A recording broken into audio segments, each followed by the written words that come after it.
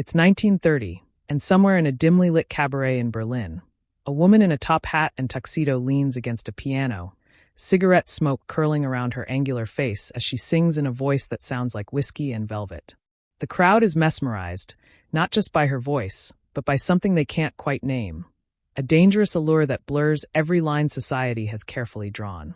Her name is Marlene Dietrich, and she's about to become the most scandalous woman in the world. But here's the twist. She doesn't just break the rules. She rewrites them entirely, and by the time she's done, Hollywood, the world, and the very concept of desire will never be the same. Marlene Dietrich wasn't just an actress or a singer or a style icon.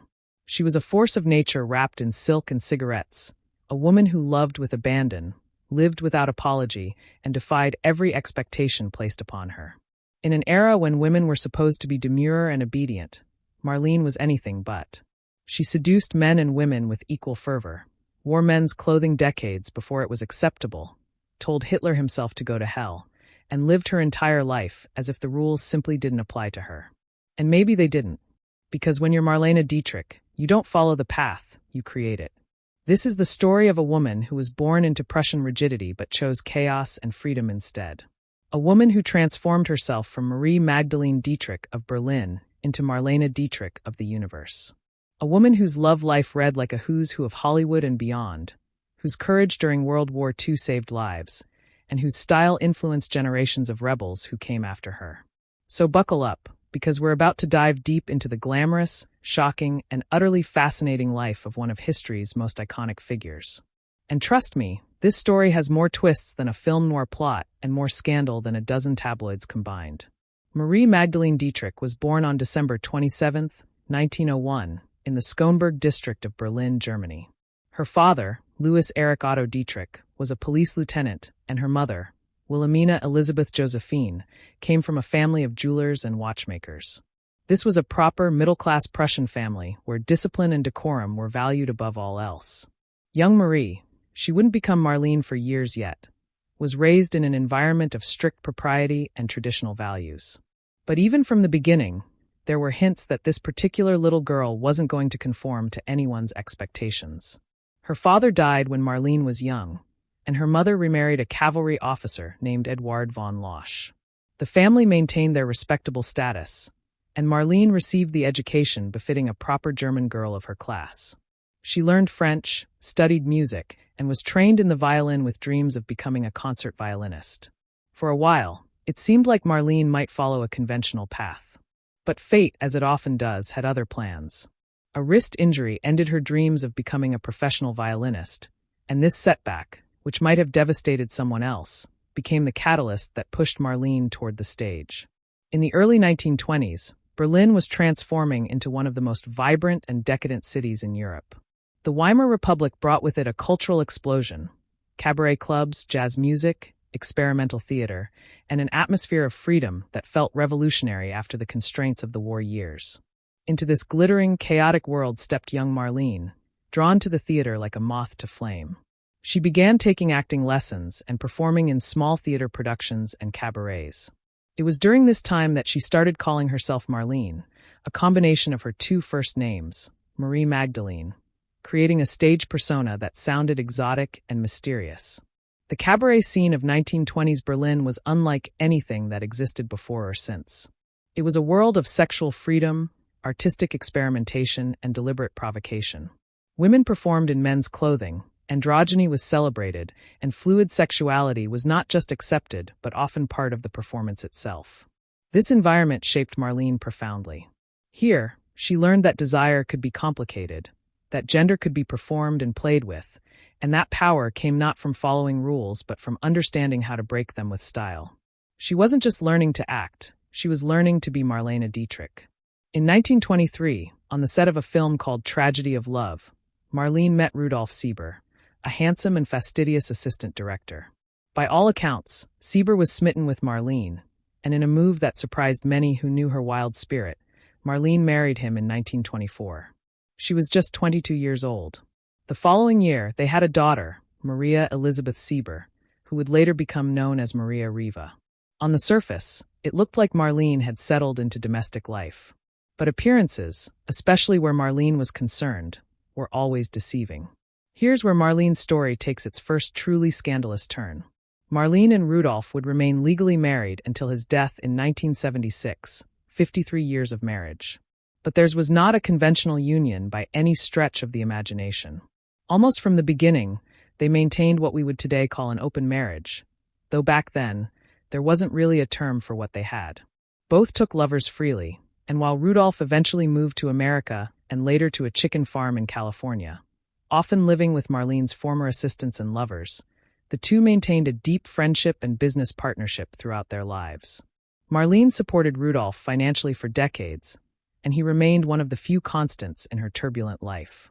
This arrangement might seem strange by traditional standards, but it worked for them in a way that a conventional marriage never could have. Marlene once said, "I am at heart a gentleman," and perhaps she was, in the old sense of a gentleman having a wife at home while pursuing passionate affairs elsewhere. Except Marlene pursued those affairs with both men and women, with an appetite that became legendary even in Hollywood's notoriously libertine culture. But before Hollywood, before the scandal and the legend, there was a struggling actress in Berlin working any job she could get. Marlene appeared in numerous German films throughout the late 1920s, usually in small roles.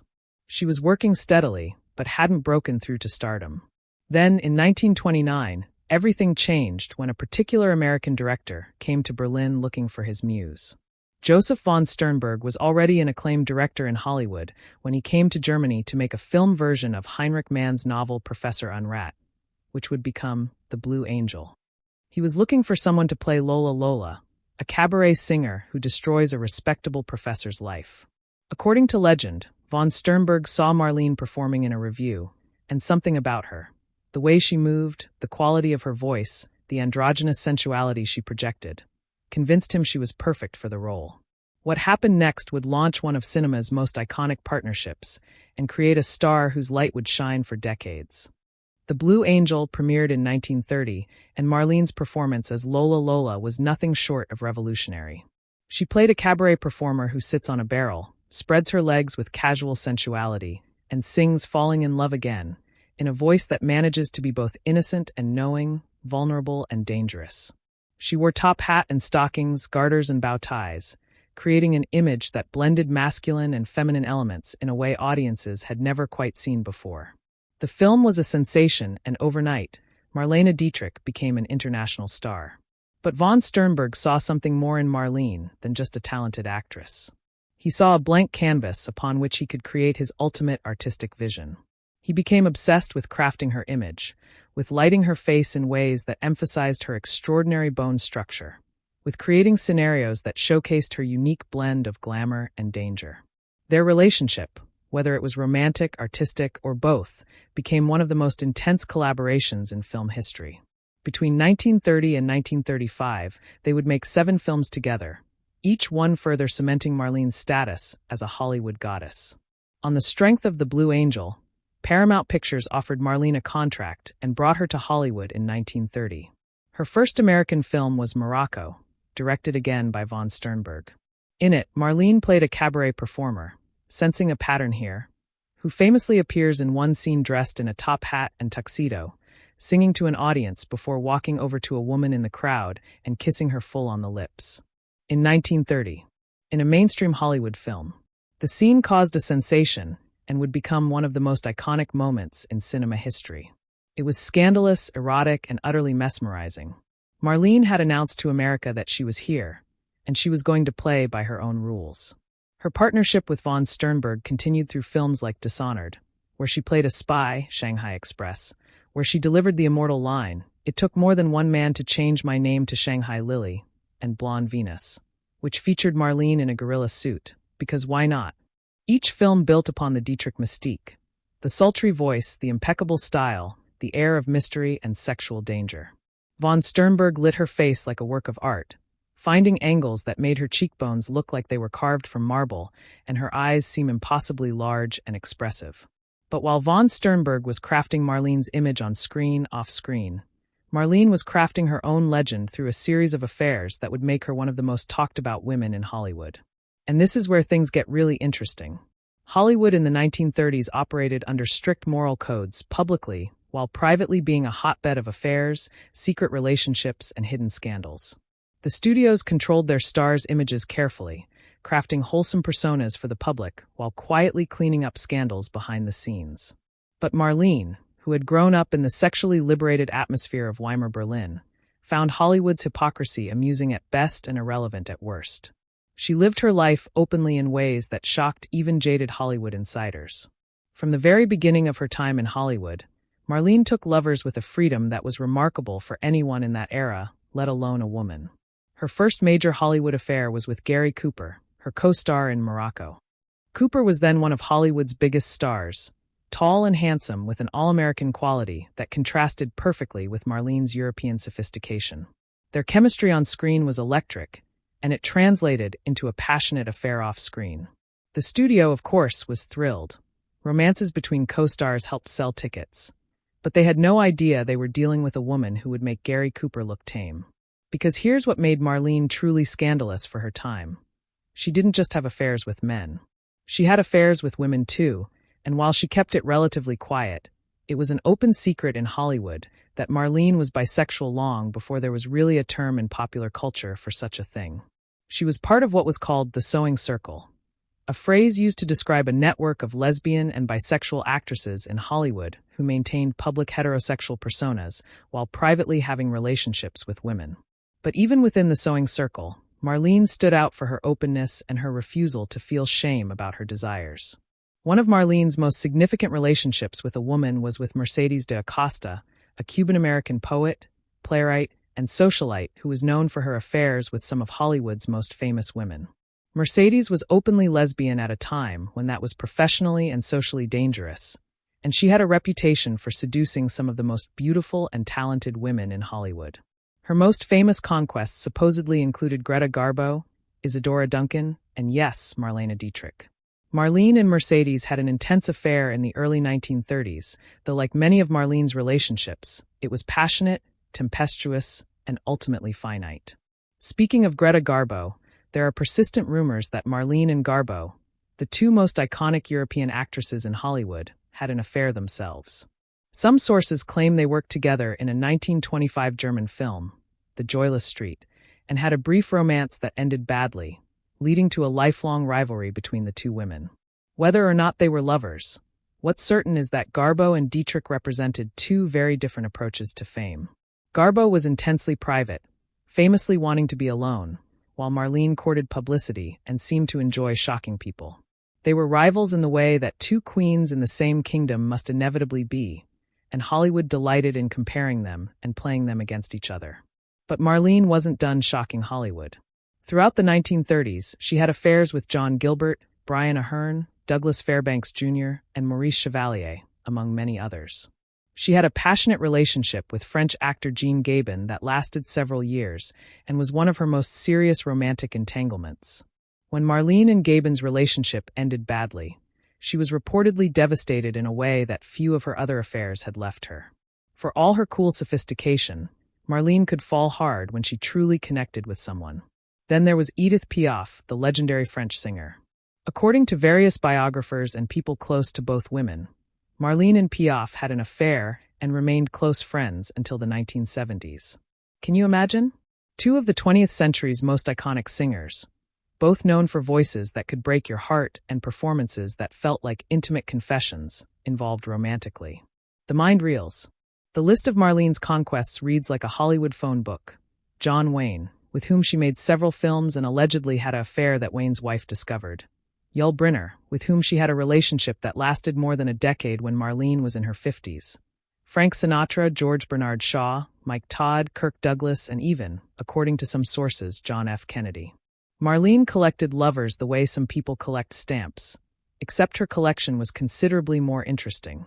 What's fascinating about Marlene's approach to relationships wasn't just the quantity, though that was impressive, but the quality of how she conducted herself. She didn't sneak around guiltily or pretend her affairs weren't happening. She kept her daughter informed about her lovers, sometimes to an uncomfortable degree.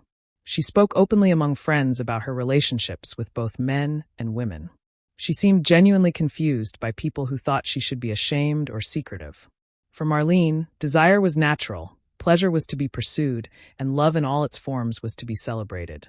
This attitude was decades ahead of its time and remains refreshingly modern even today. Her daughter, Maria Riva, would later write a revealing biography of her mother that painted a complicated picture of Marlene as a narcissistic woman who treated her daughter more like a secretary or confidant than a child. According to Maria, Marlene was controlling, manipulative, and used people, including her own family, to serve her needs and bolster her legend. It's a reminder that icons are still human, with all the flaws and complications that entails. Marlene could be generous and loyal to those she loved, but she could also be cold and demanding. She contained multitudes, and not all of them were pretty. But while Marlene was scandalizing Hollywood with her love life and her fashion choices, we haven't even talked about the fashion yet, but we will. The world beyond Hollywood's glittering bubble was growing darker. In Germany, the Nazi Party was rising to power, and everything Marlene had loved about Berlin's freedom and creativity was being systematically destroyed. And this is where Marlene's story transforms from merely scandalous to genuinely heroic. When Adolf Hitler came to power in 1933, one of his propaganda ministers, Joseph Goebbels, recognized that having Marlene Dietrich, Germany's most famous international star, return home would be an enormous propaganda coup. They made offers. Very generous offers. They promised Marlene she could make any film she wanted, command any salary, be the queen of German cinema. All she had to do was come home and lend her considerable star power to the Third Reich.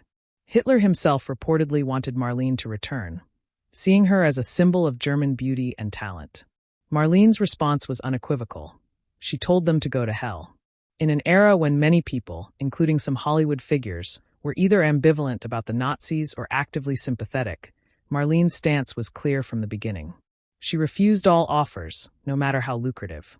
In 1937, she became an American citizen, formally renouncing her German citizenship. The Nazis declared her a traitor and banned her films in Germany. She responded by becoming one of the most outspoken anti-Nazi voices in Hollywood and beyond. But Marlene didn't stop at just refusing to support the Nazis. When World War II began, she threw herself into the war effort with the same passion she brought to everything else in her life. She became one of the most active performers in the United Service Organizations, entertaining troops on the front lines. And we're not talking about safe, comfortable performances far behind the lines. Marlene went where the fighting was. Between 1943 and 1946, Marlene performed in front of more than 500,000 troops, often in dangerous conditions close to active combat zones. She performed in North Africa, Italy, France, and Germany itself. She traveled with the army, slept in barracks and tents, and subjected herself to the same hardships the soldiers faced. She didn't have to do this. She was 40 years old when the war started, a major movie star who could have contributed from the safety of Hollywood. But that wasn't Marlene's style. When she committed to something, she went all in. Her performances for the troops were legendary. She would appear on makeshift stages in her signature glamorous gowns, a vision of beauty and femininity in the midst of war's brutality. She sang her hits, told jokes, played the musical Saw. Yes, the musical Saw, and generally reminded these young men what they were fighting for. But Marlene was more than just entertainment. She genuinely cared about the soldiers, visiting hospitals, writing letters for wounded men who couldn't write themselves, and providing comfort and compassion to boys far from home. She also recorded anti-Nazi messages in German that were broadcast over enemy lines, speaking directly to German soldiers. In these broadcasts, she called Hitler an idiot and urged German soldiers to surrender.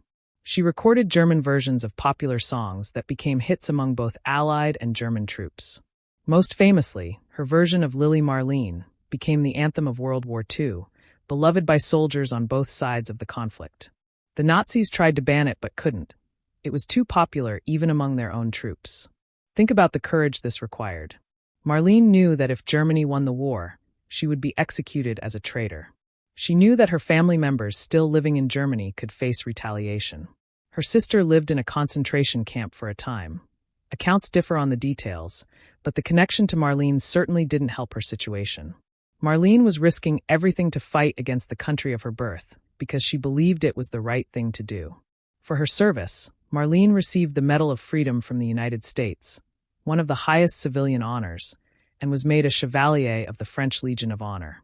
General George Patton, whom she also allegedly had an affair with because of course she did, praised her courage and dedication. Dwight D.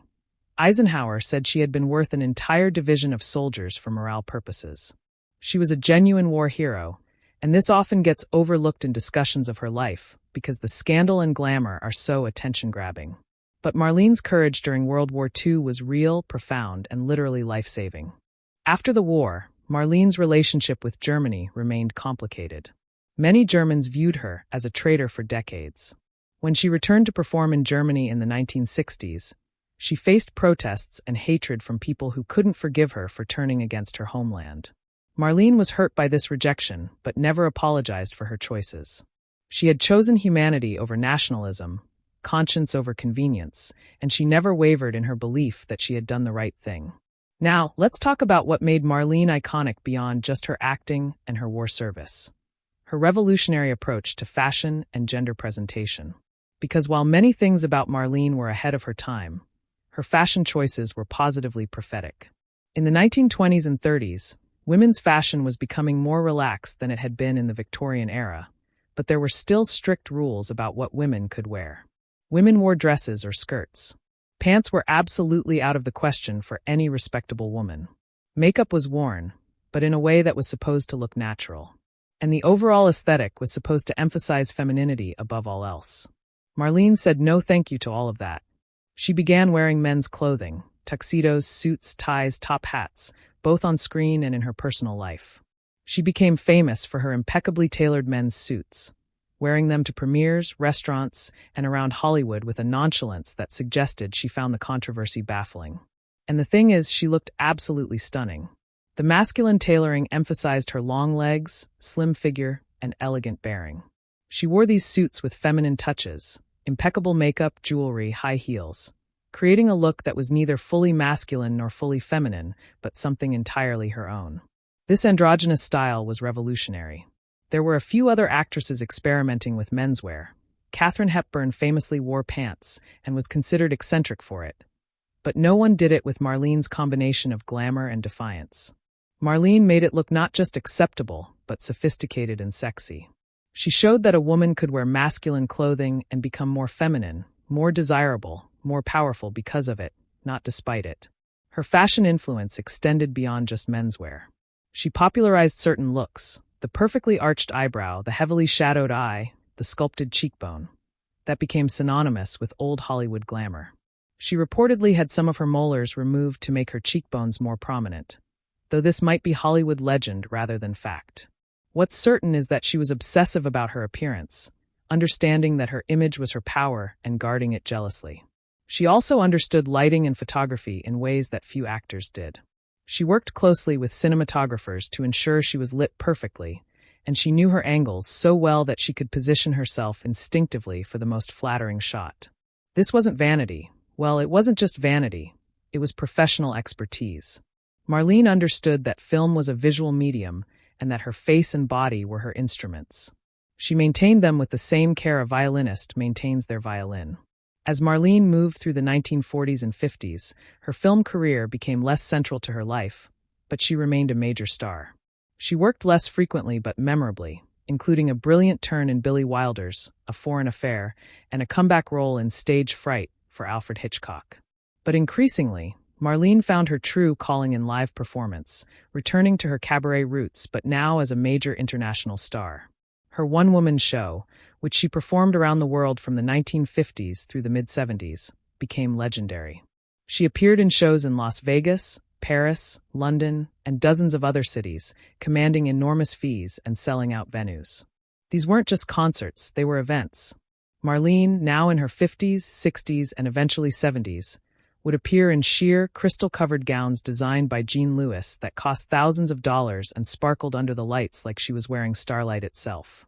These dresses were so sheer they were essentially illusions, with strategically placed crystals and flesh-colored fabric, creating the impression that Marlene was nearly nude while technically being fully covered. She sang her classic songs, Falling in Love Again, Lily Marlene, La Vie en Rose, in her distinctive voice that had grown deeper and more textured with age but lost none of its power to move audiences. She told stories, played the musical Saw, and generally held audiences spellbound through sheer force of personality. Critics raved. Audiences wept. And Marlene proved that she could hold a stage alone as compellingly as she had ever held a movie screen. But time, which respects no one, not even legends, was beginning to catch up with Marlene. She had always been obsessive about her appearance, but as she aged, this obsession intensified. She used tape and other methods to pull her face tight, creating the illusion of a younger face. She wore elaborate wigs. She restricted her diet severely, maintaining her slim figure through methods that would today be recognized as eating disorders. The effort to maintain the Dietrich image became increasingly difficult and painful. In 1975, Marlene fell off the stage during a performance in Sydney, Australia, breaking her leg. She performed the rest of her show sitting in a chair before going to the hospital, because of course she did. But this accident marked the beginning of the end of her performing career. She recovered but was never quite the same. Her last live performance was in 1975, ending a career that had spanned 5 decades. After she stopped performing, Marlene essentially vanished from public life. She retreated to her apartment in Paris and rarely left, spending the last 13 years of her life as a recluse. She conducted relationships via telephone, calling friends and former lovers for hours-long conversations, but she refused to see anyone in person. She didn't want to be seen as old, as less than the image she had carefully crafted over decades. If people couldn't see the eternal Marlene, the goddess of the silver screen, then they wouldn't see her at all. This period of her life was sad in many ways. Here was a woman who had lived so boldly, so publicly, so gloriously, ending her days hidden away, refusing to let the world see her aging. But there's something understandable about it too. Perhaps the point is that we don't have to reduce her to one thing. Marlene existed in all her contradictions, and maybe that's what made her so fascinating. She lived multiple lives simultaneously, as a man and a woman, as German and American, as a public figure and a private person. She refused to be limited by the categories society tried to place her in, and in doing so, she showed possibilities that others could follow. Her influence on LGBTQ culture is profound and lasting. Long before it was safe or accepted to be openly queer, Marlene lived her bisexuality with a freedom that inspired others. She showed that desire didn't have to fit into neat boxes, that you could love both men and women, and that neither choice invalidated the other. The Sewing Circle and the hidden queer community of old Hollywood found in Marlene not just a member, but an icon who lived more openly than most dared. Her influence on fashion transformed what was possible for women to wear. Every woman who wears a tailored suit, every person who plays with androgynous style, every fashion icon who blends masculine and feminine elements owes a debt to Marlene. She didn't invent these ideas, but she popularized them and showed that they could be glamorous, sexy, and powerful. Designers today still reference Marlene's iconic tuxedo look, and it remains fresh and bold nearly a century after she first wore it. Her bravery during World War II stands as a reminder that celebrities can use their platforms for genuine good. In an era when we're often cynical about celebrity activism, Marlene's war service shows what's possible when someone with fame and influence decides to risk everything for what they believe is right. She didn't just write checks or make speeches, she put her life on the line. And her career itself, spanning silent films to sound, from German cinema to Hollywood, from movies to live performance, demonstrates an adaptability and longevity that few performers achieve. She didn't just have one career, she had several, reinventing herself again and again as the industry and the world changed around her. But beyond all the accomplishments and the influence and the historical importance, what remains most compelling about Marlene is simply her audacity. She lived big. She loved freely. She refused to apologize for who she was or what she wanted. In a world that constantly tells women, queer people, and anyone different to be smaller, quieter, more acceptable, Marlene was loud and large and utterly herself. She once said, "I dress for the image. Not for myself, not for the public, not for fashion, not for men." This quote encapsulates something essential about Marlene. She understood that she was creating something larger than just a person. She was creating an icon, an image that would outlast her physical body and continue to inspire and provoke long after she was gone. And she was right.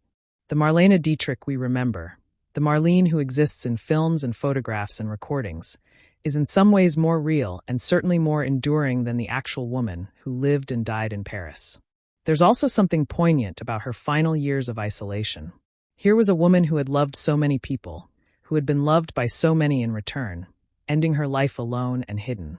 But perhaps even this was a form of control, a final choice about how to live her life on her own terms. If she couldn't be Marlene Dietrich the icon, then she wouldn't be anything at all. She would disappear rather than compromise the image she had spent a lifetime creating. The scandals that surrounded Marlene during her lifetime, the affairs, the bisexuality, the unconventional fashion choices, even her rejection of Germany, seem almost quaint now from our modern perspective. But we have to remember that in her time, these things were genuinely shocking. She could have been arrested for wearing men's clothing in some places. Her bisexuality, if openly acknowledged, would have ended her career and possibly led to her being institutionalized. Her anti-Nazi stance, while obviously correct to us now, was controversial at the time when many people advocated for American neutrality or even sympathized with fascism. Marlene did all these things anyway, and in doing so, she helped change the culture that found them shocking. Every boundary she pushed made it easier for the next person to push it further. Every rule she broke showed that the rule was arbitrary in the first place. She was a revolutionary dressed in a tuxedo and surrounded by cigarette smoke, and her revolution was simply living her life on her own terms. Her relationships with other Hollywood legends also add layers to her story. Her friendship and rivalry with Greta Garbo, her collaboration with Josef von Sternberg, her affairs with everyone from Gary Cooper to Édith Piaf. These weren't just footnotes to her life, but essential parts of the tapestry she wove. Each relationship, whether romantic, professional, or adversarial, revealed different aspects of who Marlene was and what she valued. And what did she value? Beauty, certainly. She was obsessive about it. Freedom, absolutely. She refused to be constrained by convention. Loyalty to her own code. She supported her husband and daughter financially throughout her life, even when her relationship with them was complicated. Courage, both the physical courage she showed during the war and the moral courage to live authentically in a world that wanted her to conform. And perhaps most of all, she valued the image, the creation of herself as art, as something that would endure. In our current moment, when conversations about gender fluidity, bisexual visibility, and living authentically are more prevalent than ever, Marlene feels almost contemporary. She was doing in the 1930s what we're still fighting for today. The right to present yourself however feels true, to love whoever you love, to refuse society's narrow definitions of what you should be. She was a queer icon before queer icon was a phrase, a genderqueer legend before we had language for that identity, a bisexual pioneer who never felt the need to explain or justify her desires. But she was also a complicated woman who hurt people close to her, who could be manipulative and cold, who valued her image sometimes more than the actual humans in her life. Her daughter's biography reveals a mother who was often absent, who treated Maria more like a servant than a child, who expected absolute devotion but didn't always reciprocate it. This doesn't negate Marlene's achievements, but it reminds us that being an icon doesn't make someone a saint. She was human, with all the flaws and failures that implies. What's remarkable is how Marlene managed to maintain her mystique and power for so long. From her breakthrough in The Blue Angel in 1930 to her final performances in the mid-1970s, she was a major star for 45 years. Very few performers maintain that level of fame and relevance for even half that time. Part of it was talent. She genuinely was a gifted performer with a distinctive voice and presence. Part of it was her understanding of image and publicity. Part of it was sheer force of will. Marlene simply refused to fade away or be forgotten. And she hasn't been forgotten. More than 30 years after her death, Marlene Dietrich remains a cultural touchstone. Her image appears in art and fashion. Her films are still watched and studied. Her life story continues to fascinate biographers and historians. Songs have been written about her. Drag queens impersonate her. Fashion designers reference her style. She appears in novels and plays and films about old Hollywood. She has become what she always wanted to be, immortal. The generation that knew her personally is mostly gone now, but the image endures. Young people who weren't even born when she died discover her films and fall in love with that face, that voice, that ineffable quality that made her special. Queer people find in her life story a model of living authentically before it was safe to do so. Fashion lovers study her style. Film buffs analyze her performances. History enthusiasts marvel at her courage during the war. She means something different to everyone, but she continues to mean something. If Marlene could see how she's remembered today, would she be satisfied? One likes to think so. She worked so hard to craft her legend, to create an image that would outlast her mortal body. And she succeeded. The Marlene Dietrich of legend, the bisexual goddess in a tuxedo, the brave soldier who told Hitler to go to hell, the fashion icon who revolutionized what women could wear, the sultry voice singing Falling in Love Again. That Marlene is eternal. She exists in the shared cultural consciousness, a symbol of glamour, courage, and the refusal to conform. In the end, the scandalous life of Marlene Dietrich was scandalous only because she refused to live by rules that seemed arbitrary and constraining. She loved who she wanted, wore what she wanted, said what she wanted, and lived how she wanted. In another world, in a freer society, her life wouldn't have been scandalous at all. It would have just been a life.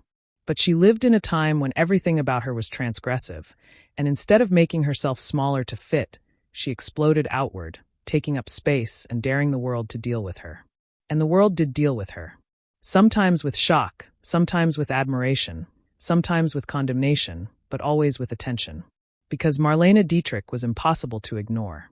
She was too beautiful, too talented, too bold, too free, too much of everything to ever fade into the background. She was a star in every sense of the word, bright, distant, fascinating, and eternal. She was Marlene Dietrich, and there will never be anyone quite like her again. So the next time you see a woman in a perfectly tailored suit, or someone living their truth regardless of what society thinks, or anyone refusing to be put in a box and labeled and made simple, think of Marlene. Think of the woman who did it first, who did it boldly, who did it when the costs were real and the rewards uncertain. Think of the scandalous, courageous, complicated, extraordinary life of Marlene Dietrich, and remember that the best way to honor a legend is to live your own life with even a fraction of her audacity. Because if Marlene taught us anything, it's that life is too short to be anything other than exactly who you are, as loudly and as beautifully as you can possibly manage. And really, what could be more scandalous than that?